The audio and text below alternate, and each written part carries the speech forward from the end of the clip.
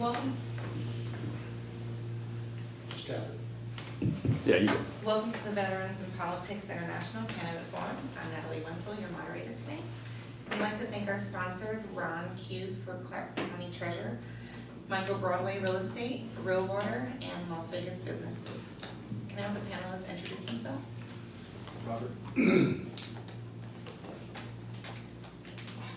Robert Foust, US Army VIP member. George Chehade VIPI member. Lena Ocasio, Air Force veteran and real estate broker in town. Troy Warren, VIP member. Lena Bletnitsky US Coastguard and technology consultant. Can I have the two candidates introduce themselves? Yes. Matt Caldwell, candidate for Clark County Sheriff. Good morning, I'm Tim Bedwell and I'm a candidate for Clark County Sheriff. 1 minute to introduce themselves. Give a bio. Oh, I know. Their background. You have a minute to give us a bio. All right, my name is Matt Caldwell. As I said before, I'm a candidate for Clark County Sheriff. I've been a police officer for 11 years, a resident of Las Vegas for approximately 31 years, the last 6 years of which I've been a detective with school police. Crimes mainly involving things, crimes against children, a member of the Internet Crimes Against Children's Task Force, and yes, sir. Tim Bedwell, candidate for Sheriff. I am a 20-year veteran of the United States Marine Corps. Shout out, hoorah. Hoorah! Thank you. And I've been a police officer for 22 years, since 2001 until last year when I retired to run for this office. I was a police officer in the North Las Vegas Police Department. I grew up in Colorado, and that's sort of a misnomer because I turned 18 in Marine Corps boot camp, so I really grew up in the Marine Corps. Thank you. First question. We're going to start with our first question. Hi there, Lena Bletnitsky, US Coast Guard. It's something that, from previous panels that I've asked the panelists, and it's actually quite appropriate here. And I actually had a conversation with Tim Bedwell about this a while back. Just some experiences I've had with Clark County schools, and both as sheriff and with Matt, you being currently with school police. The school district is one of the worst in the country, and one of the things that they think that the administrators and teachers within the school district think that they're police officers, and often exclude school police from investigations and decide to handle things administratively so they don't have to follow basic rules of evidence. I'm curious what your thoughts are on that, as sheriff, what you would have, how you would interact with school police as well as with the school district as a sheriff. All right, Leo, thank you for the question. I have to say that I have not experienced administrators interfering in any investigations. All investigations are independently conducted by our police department, unless it's a Category A felony that would be referred to an outside agency. And as far as sheriff working with school police, I have an excellent working relationship with the administrators through the school district and the administrators within my department, and I think we would continue a wonderful relationship there. Yes, sir.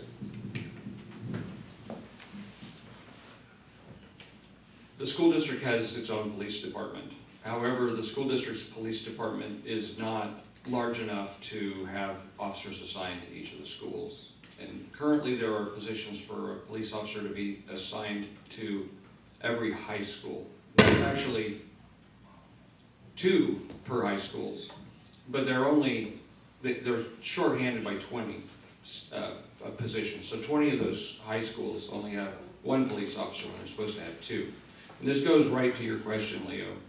The issue of policing on a school, and there's a line between where something is an administrative responsibility of the school to handle, which is general discipline of children and keeping everyone in line, and where that crosses over the line to a criminal investigation, I think can be confusing for school administrators and teachers under the current system.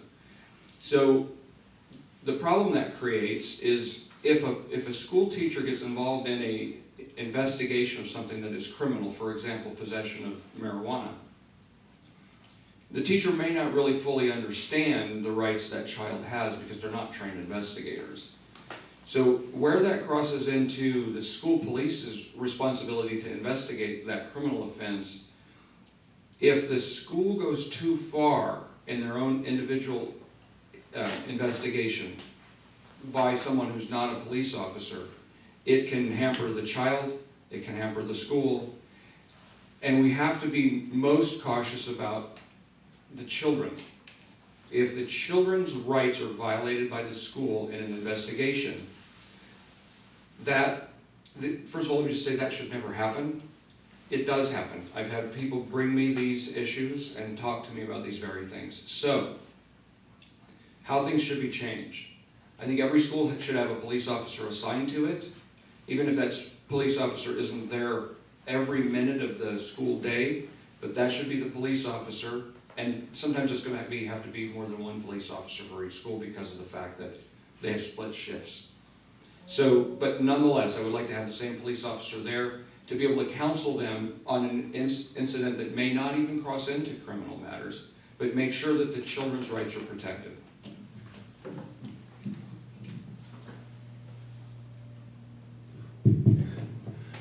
Troy Warren, VIP member. I'm going to switch off at first. So. Yeah, that's fine.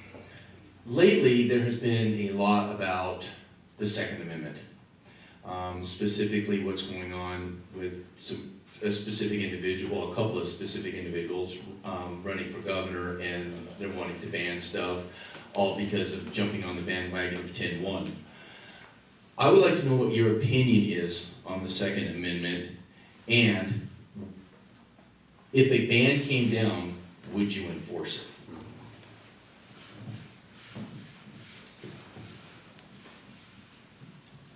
I swore to uphold and defend the Constitution of the United States in 1975 for the first time. I've done it many times since. I didn't swear to uphold the parts of it I believe in, or the parts and disavow the parts that I don't. The Second Amendment is very clear.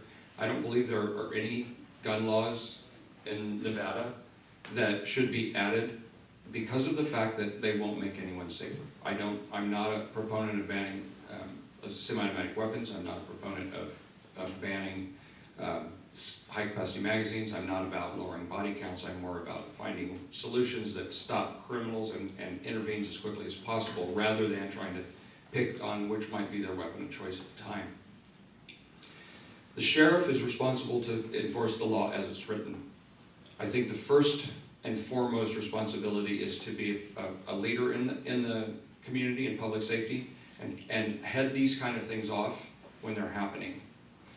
I don't want to sit here right here today and say that I'll defy state law if the voters of Nevada seek to make changes to the law, but I will say that I would do everything I can to inform Nevada voters and Nevada representatives during the discussions to ensure that we do everything we can to make sure that gun laws that will do nothing to make anyone safer get enacted in Nevada. Troy, I'm a strong believer in the Second Amendment. With that being said, the sheriff's job is to enforce law, not his opinion. If a law was passed that stated certain weapons were banned, my job as sheriff would be to enforce those laws. My opinion of that would be that you should support the Second Amendment, though, and I'm a strong believer in that.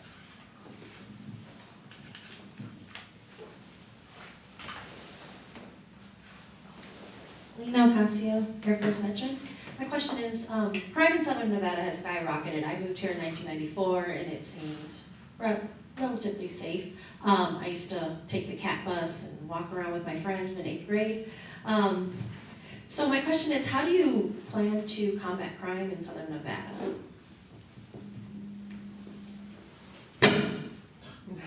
It's all right, just gotta show I'm it. gonna roll underneath the table pretty soon. There are all those bangs going off. I'm sorry, Lita. So I have to say that my plan for combating crime in Southern Nevada would be a strong community approach. I want to have officers interacting more with community members and understanding where we need to be. There are not enough officers to be everywhere. We need to better direct the resources we currently have and make sure we're addressing problems that are important to the citizens and visitors of Las Vegas and Clark County. If you don't feel safe going somewhere, that is not okay for me. And I understand what you're saying. I have seen crime skyrocket too. And I think the issue is that you do not see officers in your neighborhood. I think any one of you, when you go home, when was the last time you saw a police officer drive through your neighborhood? You know the officers in your neighborhoods. When was the last time you spoke to one of them? I think that's a major issue. We really need to open up that communication and make sure that people understand that we are here to make sure that you're safe. The criminals should feel unsafe, not you.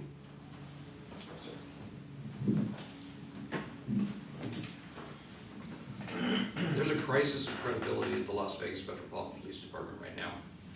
That has caused a disconnect, and actually, let me back up, that is caused by a disconnect between the current sheriff and the public.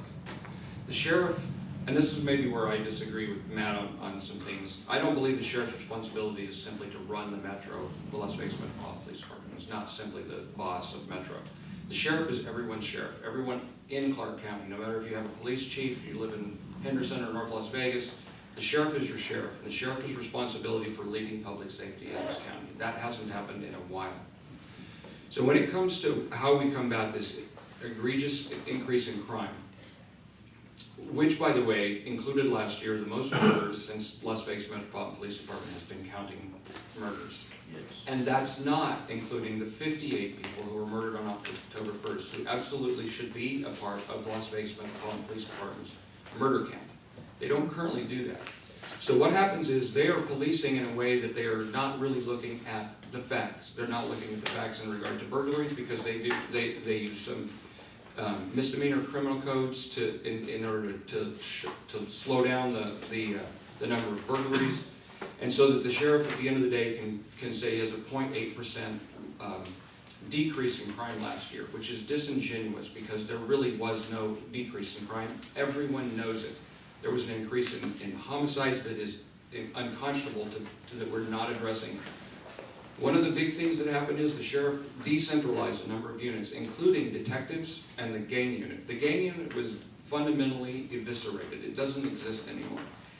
Sheriff agreed last year that it was wrong for him to have done that, and he brought the gang unit back in name only. I've spoken to the officers that work there, and they're nothing more than administrators. They sit and calculate numbers based on what is fed to them from field interviews by police officers on the street. That is not how you run an effective gang unit.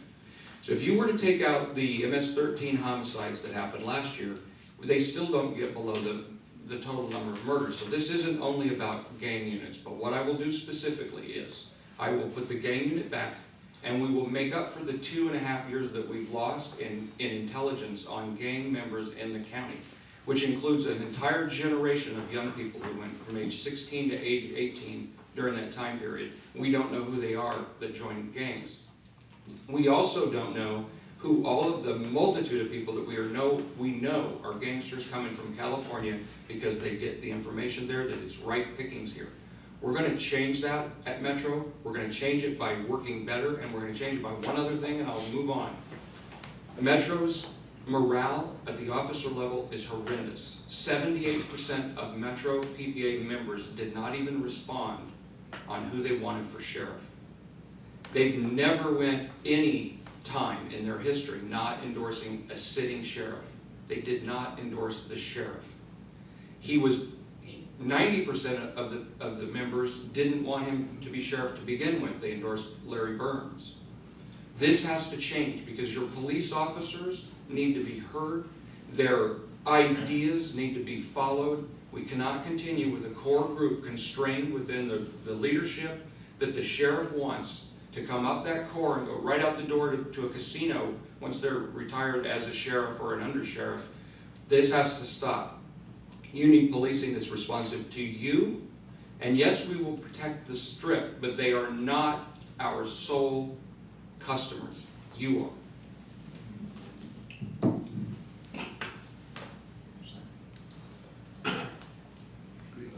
Good morning. Good morning.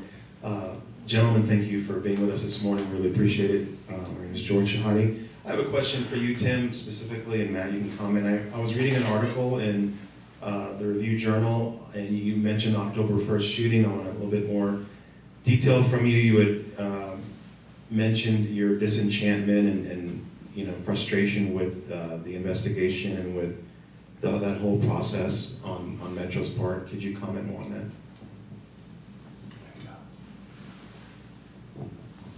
I have a master's degree in criminal justice organizational management. If you've been around the valley, you probably know that I've spoken publicly for the police department in the past a great number of times. I've been to Emmitsburg, Maryland, to learn from FEMA how to do mass incidents. So my belief with October 1st is, first and foremost, when something like this happens, we need leadership to be able to move on and put it in our past. And what the public really wants, in my understanding, for people that talk to me, they want to know what happened. And they want to know for a very good reason. What are we going to do different? How do we prevent this in the future? Until we actually analyze, do a forensic analysis of what happened on October 1st, we're not going to be able to say to anyone that we've changed what needs to be done, changed. I was criticized in the RJ 2 days ago because I'm taking the sheriff on in this situation. In fact, the fundamental core responsibility of the sheriff is to have your confidence that the police department that works under him will provide you the service that makes you safer. It doesn't take 1 second on Google to know that there are vast amounts of conspiracy theories about what happened on October 1st. I don't believe there's some Saudi connection. There could be. I'm not privy to the investigation any more than anyone else is. But I'm going to wrap this by saying this. The sheriff came out and had a press conference where he said he was so reluctantly going to release this information after being told by Judge Scotty to release it. They shot the new judge. Judge Miley told them to release it. They took it up on appeals. The Nevada Supreme Court has told them to release it. And so what have they done? They've said it's going to take 6 months, which just happens to get us through the general election, to come up with, to in their own way, in order to develop the narrative the way they want it, release information selectively. The sheriff on his podium, when he said, I'm not going to take questions and I'm reading from a prepared text, said specifically, we don't want to put it all out at once because we don't want people drawing conclusions about what happened. As a resident, as a citizen of the United States of America and a resident of Clark County, you should be incensed over this, that you don't have the brain to absorb this information. You must rely on the Clark County Sheriff to determine in what order to give it to you. And if any of you have watched any of the video that was released, there's no story. There's no context. Metro didn't give any information about what time it occurred. They're not time-stamped. There's no way to put it into context of whether that's a training event, intervene with something that really happened, or whether it's actual video. That's the responsibility of the sheriff, to deliver this information to you and put context to it. Not to simply say, I'm angry, and there's a couple of the victims who are upset about this, and I'm going to tell you something about that. I've spoken to victims. We have family members who were close to people who were murdered there, and we know people who were shot there. Some of them don't want to relive this. Some of them don't want to see any video. All of them want to know what happened. All of them. So let's get the information out. This should have been put out 5-6 months ago, so that this scab could have been torn off, we could move forward, and the victims don't have to see this again if they don't want to. Let's not have death by 1,000 pinpricks for people who are going to see this when they drop 2 videos every other day. It's ridiculous and it's irresponsible. All right, George, I want to start out with just addressing something Mr. Bedwell said a bit earlier. I do not believe the job of a sheriff is to be the boss. I believe that job is to be a leader and to build your team with responsible parties that know how to do things that you are weak in to assist you in performing tasks. I would not want to be called the boss. I would want to be called the leader. Back to the October 1st shooting. I was a first responder to that as a member of Strike Team 25. And I can tell you that was absolutely a life-changing experience. And I want to focus on something positive that I noticed there that night. I self-reported from my residents, along with members of my department and members from agencies across Las Vegas. And when I saw them all there that night, I can tell you, it made me feel so happy to know that all of these people left their homes because they care more about Las Vegas, the visitors and the residents than they do about themselves. We all responded that night believing there were active shooters all over the Strip due to false reports. It was a very confusing and traumatic situation, and my sister was there as well. She was right down there in the area where people were being shot around her. She helped to rescue people, and to me, she's a hero. A lot of people were heroes that night. Back to the investigation, I think that I don't think we have to be transparent. We have to show what happened there that night. We have to involve people that were there and let them see these things. They should have, in my opinion, the victims and the victims' families should have first crack at this information. They should have the right to see this. They should have some closure. They need to know what took place there. I watched Sheriff Lombardo's press conference, and I have to say I was very disappointed. It seemed like a prepared statement. He didn't answer any questions, and that is not how a leader acts. When you say something, you should expect to be questioned on it. You should not hide from those questions. You should not dodge those questions. To me, that was very disappointing, and I would never do something like that. I can't imagine acting that way. Robert Foust, U.S. Army veteran and politics member. So I have two questions. First of all, can I ask you both, do you know what the percentage of veterans on the police force is, and do you support it? Should it be more or should it be less? It's up to me first. Yeah. Robert, I do not know the percentage of veterans on the police force, but I strongly support veterans in law enforcement. We can use the training that you have, and it would be foolish not to. You spent many years, some of which in armed combat, many of which dealing with very dangerous volatile health situations. And as Mr. Bedwell said, I've read some of his bio about his experience in diplomatic matters. All those things are very important. If you have prior security forces experience, any type of experience you have in training is a valuable resource to the police department, and we should absolutely use that. Yes, sir. Thank you. Thank you for the question. Metro does not make a lot of information available. In fact, there's quite a bit of a wall between the public and Metro with regard to information. This is a very good question. What is the percentage of veterans? What I would do is two things. Double tap.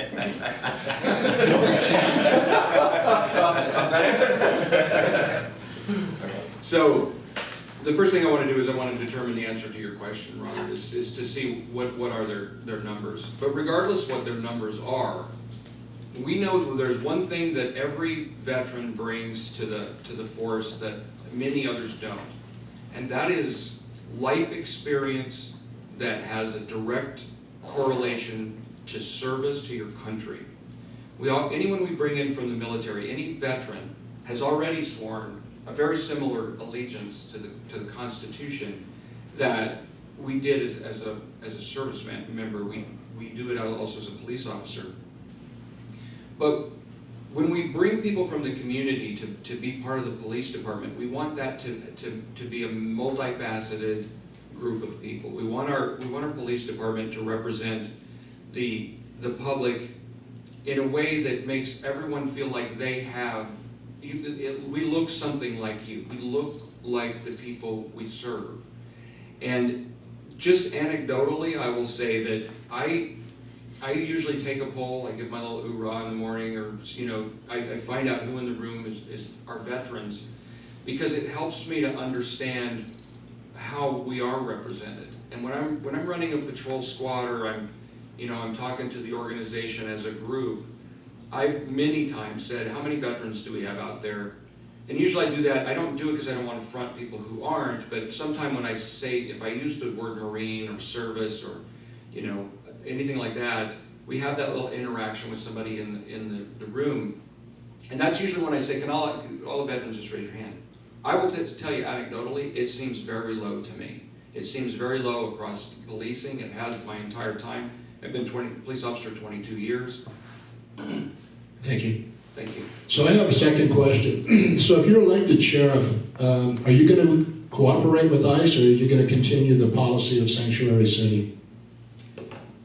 The sanctuary city is not good for any city in America. We won't have a city. We won't participate in the sanctuary city program if I'm sheriff. Thank you.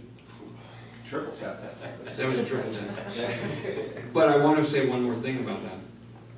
Immigration is not the sheriff's responsibility. The sheriff does not have the authority to either grant someone citizenship or a status any more than he has the ability to deport someone. This is a federal responsibility that is a mess. The legislative branch of the government at the national level is by constitution required to fix this. I encourage every voter to make it very clear that you want this issue fixed. Thank you. Robert, to address that question with ICE, I think the same thing that Mr. Bedwell said is that it's not the sheriff's job to deport people, obviously, right? If we do come in contact with a person, say I stop you and you're arrested for whatever crime it may be, and there is an immigration hold on you, we will absolutely cooperate with that immigration hold. Okay, so I'm not touching it. You okay? Yeah. So anyways, we had an incident here a few years ago up on the Bundy Ranch, and we all are well aware of what, I'm sure, especially being law enforcement, we were well aware of that what went on up there. The thing that concerned me the most is, and this is what I have read, so I would like to be informed on this. The sheriff, an elected sheriff of a county, is the supreme being, the law. How would you have handled that? Because in my understanding of what I've read and some of I've actually researched a lot, that could have been ended the same day. If our sheriff at the time wasn't Gillespie, if he would have just went up there and did what he did at the end and stopped it and said, we're done. One, is that possible? And two, how would you have handled it?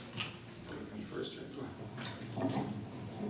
Troy, I don't know all the facts of the situation other than what I watched in the news, and we all know how the news works. It's not entirely accurate. Most of the time it can be a bit skewed. With that being said, if the Bundys wanted to speak to the sheriff to come to a peaceful resolve, I would absolutely be open to that. I'm open to anything that where you can end a situation where there's no threat or any loss of life. So it would be a simple conversation. Is that how it was resolved? So I'm not overly familiar. The sheriff finally went up, and I don't know the specifics of it. However, nobody was shot, nobody died, Yes. and it ended. Yeah, absolutely, and I'm all for peaceful resolution, and I think a big part of training with officers to ensure that happens is crisis intervention training, even on a street level, so you know how to deal with people that are going through various stress issues in their life. So I would absolutely be open to speaking with anybody for a peaceful resolution. Yes, sir. I had a long conversation with Brian Bundy 2 nights ago. I've spoken to some of the officers that were involved there, and I've spoken to some of the command staff that was involved there. But I want to have more information from the command staff side, because there's some questions that were raised to me by Ryan Bundy that I want to be able to answer, not just him as a constituent, but to everyone in the county. You're right when you say you use the word supreme being, Troy, but the sheriff, just a choice. and that's a legitimate way to put it, because the sheriff is not subordinate to anyone except the voters. You are the sheriff's boss. I've been asked by people, do you think Joe Lombardo has had his hand is the federal government's boot on his neck about October 1st? There is no boot large enough to put the sheriff on the ground. If that's the case, that's his fault. The fact is, with regard to anything the federal government does in the county, they must liaise with the sheriff and Metro. This, I don't believe this should have ended the day that it started. I don't believe it should have happened. There's absolutely no reason that this basically civil matter between the government and the Bundys that went on for years, why did it have that day to have to be a standoff? Because the federal government decided that, well, after a decade, we suddenly have to go out there and force. The sheriff must be part of the decision-making about that, and the sheriff has the capability to bring people to the table and resolve this before it becomes a problem. My first job was as deputy sheriff in Yuma County, Arizona. I absolutely understand the authority of the sheriff and the leadership that is needed to be a sheriff. I believe that's lacking. It is exactly why I'm running for sheriff. Thank you. Lena, possessed. The Exorcist. I don't know, I'm gonna touch mine. Lena Ocasio, Air Force veteran. So I'm a single mom. I have two little ones, a 3-year-old and a 7-year-old daughter. I currently do not put them in private school for one reason, because of the safety issues. So what is your specific plan to ensure that our schools are safer than they are today? Because a lot of them are open campuses, anyone can come and go as they please, and we don't want happening, what happened in Parkland, Florida, happening here. So let me just clarify, your children are in private school or in public school? They're currently in private, but Private. that's one of the reasons. I see, I understand. So I raised this issue, it was actually the first campaign issue that I raised publicly. And I can tell you that when I jumped on this and said the sheriff's responsibility for leadership doesn't end at the curb where his school is. The sheriff is also the sheriff of the school, of everyone on the school, and is responsible for their safety. The school police department is tremendously underfunded. The sheriff's response to my public call for Metro to help school police was to turn around and say, the school police's responsibility, that's whose it is. And they need more funding. Well, let me just say this. We asked for funding moving forward for something, and in a couple of years it gets in front of the legislature. They're already 20 people short, with about 140 some officers. They're 20 bodies short, and the school district lets them hire 2 this year. They're not going to catch up. So the media made this that I wanted to absorb the school police. I don't want to absorb the school police. I want to use the leadership power of the sheriff to put, in this 9/11 moment, to put more safety in the schools before our children are murdered. Because we know this is happening all around the country, and not just in high schools. Sandy Hook was an elementary school. These were first graders that were murdered. We don't throw our hands up and say, well, why, school police needs more resources. No, you lead us out of this problem. When airplanes flew into the World Trade Center, a field in Pennsylvania, and the Pentagon, the federal government didn't say, well, we need some better airport security. They put the National Guard there. We can help the school police department. And if in 4 years the officers are all wearing tan or they're all wearing blue, it doesn't matter to me. I don't have any intention of forcing a school police officer to become a Metro cop, and I'm not going to force a Metro cop to become a school police officer. What I am going to do is 3 things. Put the resources there, the ability to reach out and to have that police officer on the beat there in the school when people are coming in the morning, when they're getting out of school during the day, to help make sure nobody during the day comes on the school, to help our brothers at the school police department until we can build them up. The second thing I want to do is I want to have in the Fusion Center a core group of detectives that would include men like Matt and women from the agencies involved. A North Las Vegas police officer would be offered, a Henderson police officer would be offered, and their sole responsibility, you've heard the term red flag, right? After Parkland, what did they say? Massive red flags. After Sandy Hook, massive red flags. Why didn't we do anything about it? Because it wasn't anyone's responsibility. You know what? I'm willing to take responsibility. And the last thing I will do is I'll move all the communication under Metro. I've had teachers and administrators tell me that one of the biggest problems they have is they don't know who to call, or when they do call they get, and this was a teacher's words, the runaround about who should respond. I would like for the first call from a school to go to the organization that has the massive resources to get there now, including the school police department, but also including Metro's helicopter, Metro's over almost 50 canines, Metro's 160 motorcycle cops. Metro can put over 50 people anywhere in less than a half an hour. They can put many people in a school within minutes because they're everywhere. There's 2,808 sworn police officers, captain and below at Metro. We can make your school safer. We can make you feel that your children and your grandchildren are safer, and we can do it in a day. We don't have to have legislation to do it, and it's about priority, and there is nothing more important to us than our future. All right, I'll go to my specific plan really fast. I always have a problem saying specific for some reason, so I'm gonna say specific one more time to get out of my system here. I always mess that up, I don't know why. So what I look at is you look at the population of the Clark County School District. On any given day, Monday through Friday, 9 months of the year, there's roughly 323,000 students there, approximately 50,000 employees, so roughly 370,000, and you could reasonably say maybe 30 to 50,000 visitors. So you're at over 400,000 people in school district buildings Monday through Friday, 9 months out of the year. When I look at that, I say to myself, that's about 20% of Clark County's population. So why, as a sheriff, what I would do, and I question why it's not being done now, I would divert resources that are consistent with that. If 20% of my population are in these buildings and they need services, I'm gonna direct patrol resources at times of need to those schools. And I'd work on an inside-outside approach. Las Vegas Metro would handle the outside of the school to deter criminal problems from occurring out there. The school police would handle internal matters inside the building. I believe we do an excellent job. We are absolutely understaffed, as Mr. Bedwell said. I 100% agree with him on that. Going back into that, we currently do have an officer assigned to the Fusion Center that works there, and he works in the counterterrorism unit. I think he does a fantastic job, and if you ask anybody he works with, I believe they're gonna tell you the same thing. We have an officer that's assigned that works with Metro's gang intel, basically, right? They're not really a gang unit, but they do go out and he helps them resolve crimes that involve juveniles. So we do have great working relationships currently. The issue is that when it comes time for more money, the school district police department is not categorically funded.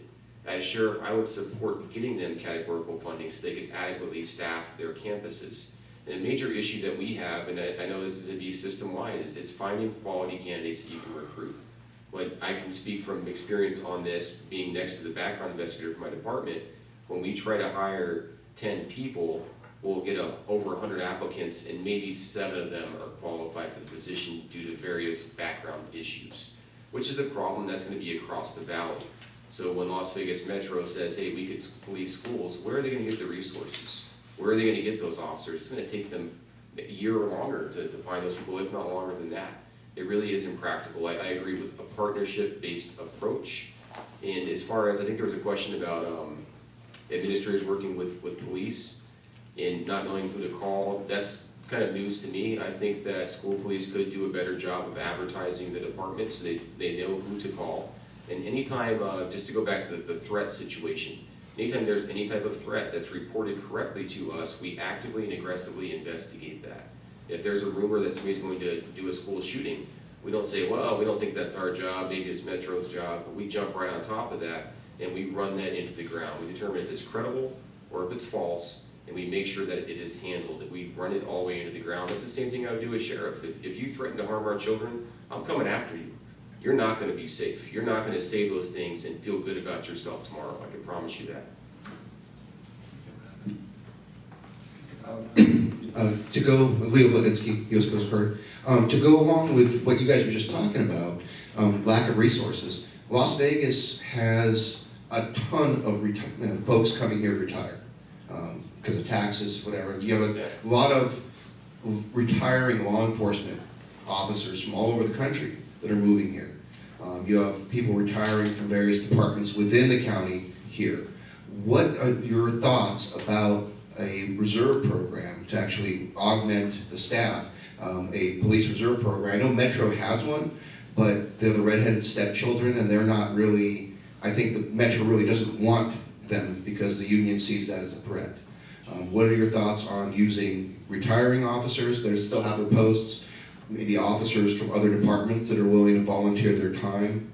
I'm a part-time deputy in the constable's office. I'd love to ride as a second officer, once a month, after a quick FTO program. What are your thoughts on that? I would say actually, what happened there? So I think you're good. You're good. It's gonna blow up. I'm a strong supporter of the reserve officer program. The department I currently work for, the Clark County School District Police Department, they were exploring options for that. And the issue that we usually come into is who are the qualified candidates and the training program associated with that. Now, if you're a retired police officer, that's probably going to be pretty easy. It's going to be an easy person to train up and have them come and join your department and assist at certain events and things. And I think the only departments that currently do that I'm aware of, I heard Leo said that Las Vegas Metro does that. I'm not familiar with that at all. When I researched it, I know that Nye County has a program, Boulder City has a program, and I'm not aware of another agency in Nevada, a major agency that does that, for that matter. I'm definitely a strong supporter of it. Anything you can do to increase the number of men and women on your department that can assist you is great. And you also have people that have professional jobs. They're doctors, they're pilots that are interested in giving back to their community. And what's a better way of giving back than doing something like that and being actively involved and seeing firsthand the challenges a police officer faces and also helping them secure resources through that. Yes, sir. I can give you some more board there. Perfect.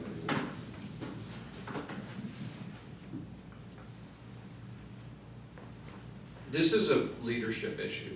The Las Vegas Metropolitan Police Department has a very robust volunteer program.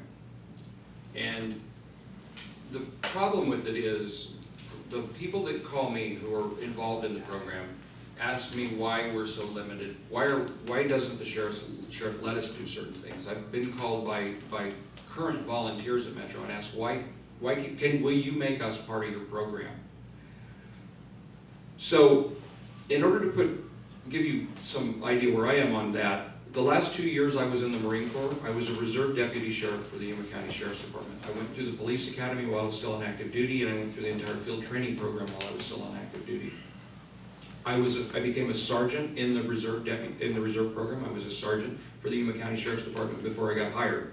One of my responsibilities was to manage the reserve program. When I was with North Las Vegas, I've managed both recruiting, background investigators, the testing program. I have a vast amount of experience. I was a recruiter for the Marine Corps for 3 years. I have a great deal of experience at bringing people into an organization for a variety of reasons, whether it be as volunteers or as paid employees. What Metro needs now is leadership.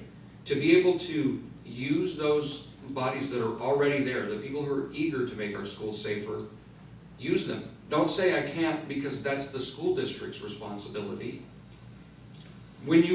Especially when you will say publicly that you understand that they're underfunded. Underfunded means there's not enough there. There's no way to dance around that word. Underfunded means Matt and his colleagues do not have the resources to provide safety adequately for the children. I've spoken to management over there. I've spoken to trustees. This is an issue that we're not going to buy our way out of anytime in the near future for certain. But we need to act on it right now. Like Matt said, will I have to bring resources from somewhere else to help the schools? Yes, I will. That's a priority issue. But Metro has 2 police officers per 1,000 citizens. That, in the western part of the United States, is sufficient to do this. What parts of Metro am I gonna pull resources from? I don't know. I don't know until I get there. I get my command staff there. I get the public in the room. We have some town halls. We find out what is important. And if I'm wrong, and if the moms and dads and grandmothers and grandfathers of Clark County think it's safe enough in the schools and don't want to commit to that, which would be extremely unprecedented for as many people to tell me the opposite for that to change, we need to fix it. Thank you. That's all the time that we have for this segment. Gentlemen, we each have 2 minutes to ask for our endorsements. I'm going to go first. Okay. I'm a 20-year veteran of the United States military service, and I have the utmost respect for veterans, not only for what you do for the country when you're in the service, but also for what you do for the country afterwards. There is no group more better represented at political events that I go to than veterans. Why is that? Because we all thought when we were young, we had the thought that we could help make our country safer. Some of us do it for a couple of years as a reservist, some of us do it for active duty term of 4 or 6 years. Some of us spend a career, some people stay 35 years and be generals, sergeants major, master chiefs, chief master sergeants. I don't want to leave anybody out. And it's that leadership and it's that experience coupled with the 22 years I've been a police officer in 3 different police departments, the last since 2001 at North Las Vegas.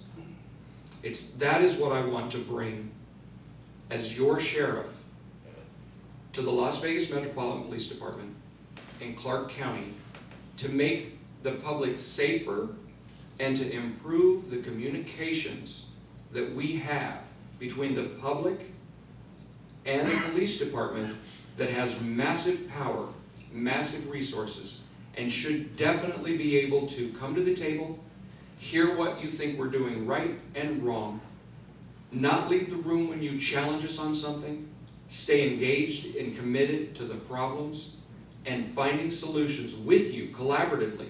Give you the policing that you want, not the policing I'm going to sit up here and tell you you should have because I have so much experience. No, this is collaborative. I'll tell you right now, Matt has said things today that I learned from. That's how I lead.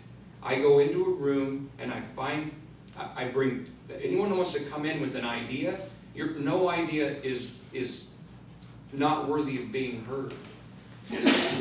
Where did I get that creed? From the Marine Corps. I've been leading people since I made sergeant in the Marine Corps in 1978. And I found that the best way to lead people is with them. Not behind them, pushing them. In front of them, leading them. One thing I know you'll all understand. I always wanted to be first in the fight and last in the chow line. Because that's a leader's responsibility. I have to tell you, I want to thank all of you for your service. I was never in the military.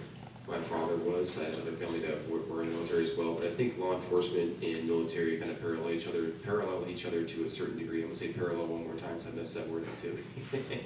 I think we kind of parallel each other. We all agreed to sign up and defend other people. And that's what's important to me. I want to defend the people that need defending. I want to help the people that need help. And I want to lead the people that need leadership. And I think that the leadership role there is not always being in the front. It's not always being behind. It's not always being in the middle. It's being where you need to be to support people that are around you to make sure that they are successful. I appreciate all of your time coming here today too. When it's Saturday morning, and you're all here to listen to myself and Tim speak. And I have to tell you, I agree with a lot of things that Tim said as well. And I really hope that you choose who you think is going to work best for you. And my core values are community first. I'm going to listen to people. I'm going to say, Lena, what are your concerns? How do I make you feel safe in your neighborhood? Troy, how do I make you probably already feel safe. I'm going to say, Troy, Troy, how do I make you feel safe? How do I make your neighborhood better? Leo, tell me how I make your experience in Las Vegas better. George, how do I make your experience in Las Vegas better? Robert, what do I need to do to make sure you feel safe at home? And Natalie, who hasn't said a whole lot today, how do I make you feel safe wherever you might be? And that's really what I'm all about, is I want everybody to feel safe when they're in Las Vegas. I absolutely love this city. I love Clark County. I've spent nearly my entire life here since I was 6 years of age. I'm 36 now, I'll be 37 in August. I love Las Vegas, and I want to have the chance to protect and serve you like I've been doing for the last 11 years. And thank you all once again for your time. Thank you. Thank you to the candidates. Thank you to the panelists. That concludes the segment. And thank you to our sponsors, Ron Q for Clark County Treasurer, Michael Broadway Real Estate, Real Water, and Lakeside Business.